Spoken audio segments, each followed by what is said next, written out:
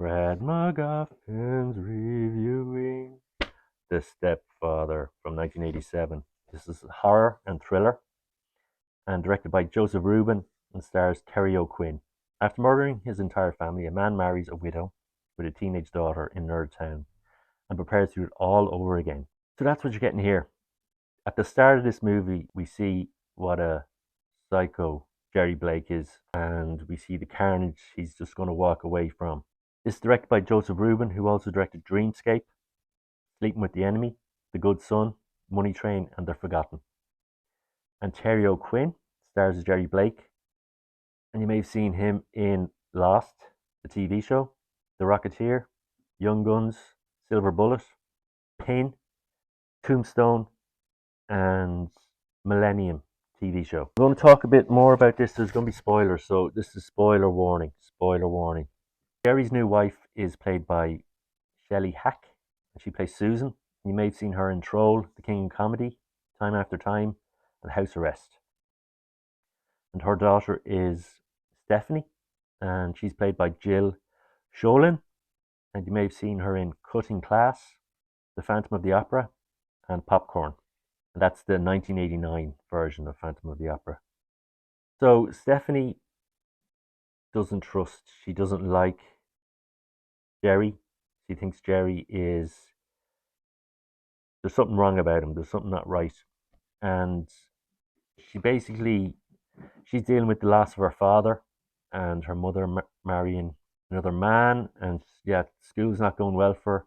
And she wants to go to boarding school just to get away from Jerry and her mother. Jerry's working as an estate agent, and he's got this notion that he's selling the American dream to people, and he wants the American dream for himself, and he wants a perfect family. And we see at the start of this, he gives Stephanie a little dog, and he's just trying to show everyone he's a nice guy. Terry O'Quinn does a great job in giving you that sort of smarmy performance here.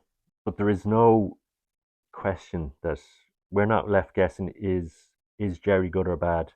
We see from the start that Jerry is a psychopath. As the movie progresses, we meet Jim Ogilvy, and he's played by Steve Shellen, and he is the brother of Vicky Morrison, or maiden name Vicky Ogilvy, and he wants justice for his sister, and he wants to find the killer. Now, he was away traveling when Vicky and Henry/Jerry were married, so he's back for justice and revenge. And he gets a reporter involved called Brennan, and he's trying to drum up a story and get the killing fresh in people's minds so they might recognize a picture of Jerry. But sadly, the news report doesn't show Jerry, doesn't print a picture of Jerry. One thing that happens here is that Stephanie is in the basement, and Jerry comes down into the basement and goes on a crazy rant at himself, giving out to himself and showing his true colours. She notices an article that Jerry was reading, and that was shown to him by friends of his, and it's about what he has done. He's the killing of the family, and this gets Stephanie thinking that maybe Jerry is the guy behind it. So she approaches a newspaper in the guise of a student writing a story for school, and she tries to get a picture of Jerry Morrison.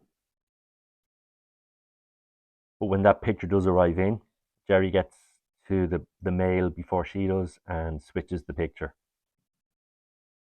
We also have a therapist that gets involved that Stephanie's seeing, and he goes to look at a house and get to know Jerry. He doesn't make it from the house viewing. Now, let's get back to Stephen Shellen, who plays Jim Ogilvy. You may have seen him in A River Runs Through It, Gone in 60 Seconds, The Bodyguard, and American Gothic.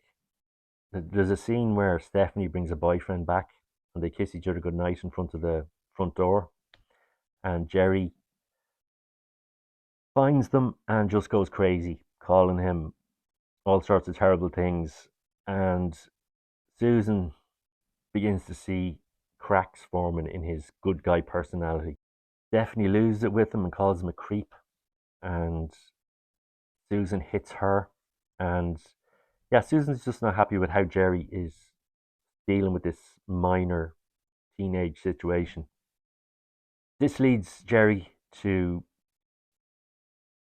decide that this family isn't working for him, and we see him going off to a new area. Gives up his job, pretends he's still working to Susan, but goes off every day to starts finding a new life somewhere else and meeting someone else and just getting ready to hop on to the next family. And this means the clock is ticking for Susan and Stephanie. Of course, Stephanie rings his office and they tell her that he's left, and this gets the red lights flashing, the warning lights. And when he's questioned about this, his veil of Jerry falls apart, and he forgets who he is and uses the wrong name and attacks Susan. So that's when the gig's up for Jerry, and we have a great finale here of Stephanie and Susan and Jerry in a family squabble, a fight for survival. Also, Jim Ogilvy doesn't make it.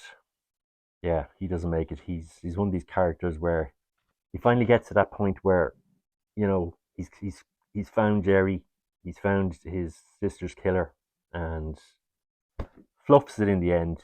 Jerry's too good for him. Now, fair play to Susan and Stephanie. He gets stabbed in the arm. He gets a knife in the heart. He gets shot in the leg and shoulder by Susan with a gun that Jim has brought for protection.